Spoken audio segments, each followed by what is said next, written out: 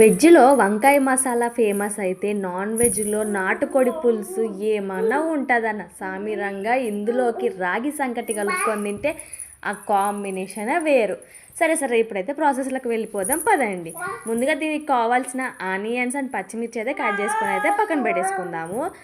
ఇంతలోపు అయితే బ్రేక్ తీసుకొని కొంచెం అయితే మేము రాగి జావ అయితే తాగేసాము. ఇందులో కొంచెం పెరుగు కూడా యాడ్ చేసుకుంటే మస్తు ఉంటుంది కదా. సో ఒక బాండి పెట్టుకొని అందులో ధనియాలు అండ్ లవంగం, ఇలాచి, చెక్క ఇవి కూడా ఫ్రై చేసుకోవాలి అనమాట. మంచిగా ఇట్లా దూరగా ఫ్రై చేసుకొని కొంచెం మిరియాలు కూడా యాడ్ చేసుకోవాలి. చూసారు కదా కలర్ అయితే చేంజ్ అయిపోయింది కదా. ఇట్లా మనం ఫ్రై చేసుకోవాలి. అండ్ వీటిని ఒక ప్లేట్లోకి తీసేసుకొని కొబ్బరి గూడంగా మనం ఇట్లా స్టవ్ మీదనే కాల్ చేసుకుంటే సరిపోతుందన్నమాట. చూసారు కదా ఇంతలోపు ఇక్కడైతే నేను ఇలాచితో ఎలా డెకరేట్ చేశానో.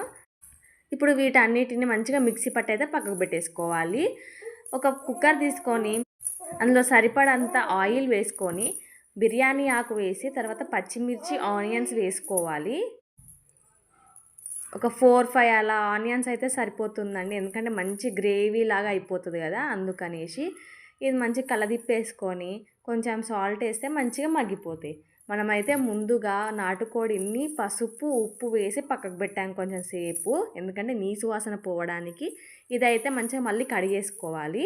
ఇక ఆనియన్స్ అయితే మగ్గిపోయినాయి కదా, ఇందులో కొంచెం అల్లం వెల్లుల్లి పేస్ట్ అండ్ కొంచెం పసుపు కూడా యాడ్ చేసుకొని మంచిగా మళ్ళీ ఒకసారి పచ్చివాసన పోయేంత వరకు అల్లం వెల్లుల్లి పేస్ట్ ఫ్రై చేసుకోవాలి. అల్లం పేస్ట్ అయితే అప్పుడే ఫ్రెష్గా నూరిందే వేసుకోవాలండి, అప్పుడే టేస్ట్ అయితే బాగుంటుంది. ఇక మనం కడిగి పెట్టుకున్న నాటుకోడి కూడా ఇందులో వేసేసుకోవాలి. ఇదైతే దాదాపు కేజీన్నర వరకు అయితే ఉంది, కేజీకి పైగానే ఉంది.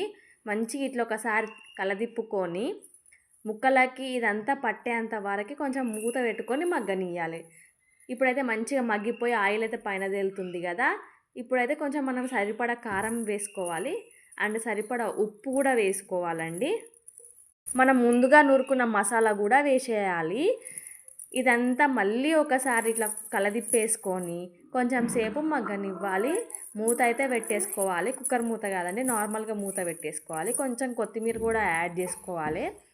కొత్తిమీర ఇప్పుడు కొంచెం యాడ్ చేసుకోవాలి అండ్ కర్రీ అయిన తర్వాత కూడా కొంచెం యాడ్ చేసుకోవాలి. ఇక 3 గ్లాసుల నీళ్లు పోసి మంచిగా ఒక 4 విజిల్స్ వచ్చేంత వరకు ఉడికించుకోవాలి. చూసారు కదా ఇక్కడైతే మంచిగా ఉడికిపోయింది మనకు నాటుకోడి పులుసు అయితే. చూస్తుంటేనే నోరు ఊరిపోతుంది కదండి. రాగి సంకటి రెసిపీ కావాలంటే కామెంట్ చేయండి friends. Do like, share and subscribe.